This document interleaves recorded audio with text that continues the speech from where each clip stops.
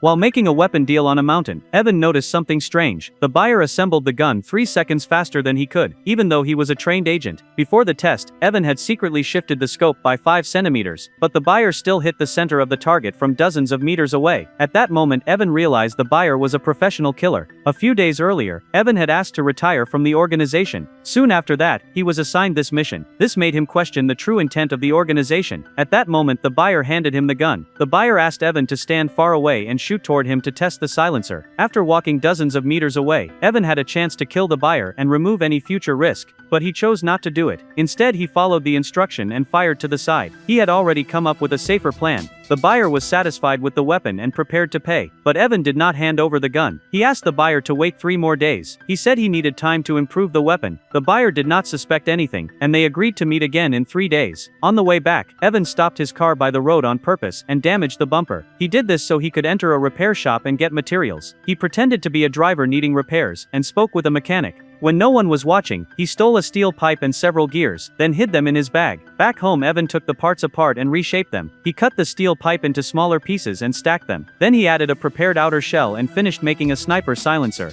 The next day, he went outside to test it. After that, Evan began building the gun body. He bought parts from the black market and assembled them. Then he modified the bullets. He flattened the tips and drilled small holes in them. Wearing rubber gloves, he filled the bullets with mercury. This way, even if the shot did not hit a vital point, the target would still die from poisoning. 3 days later, Evan delivered the weapon at the agreed location. The buyer said he needed to check it in the restroom. This made Evan uneasy. But in the end, the buyer did not notice anything wrong. After paying the rest of the money, the buyer drove away. Evan planned to leave the city with his girlfriend, but he did not know that on the way back, the buyer received a mysterious phone call. The caller said the mission had failed because there was no good chance to act. At that moment, Evan sensed danger, but he did not realize he was already in the crosshairs of a sniper scope, and the shooter was the same female assassin he had just dealt with.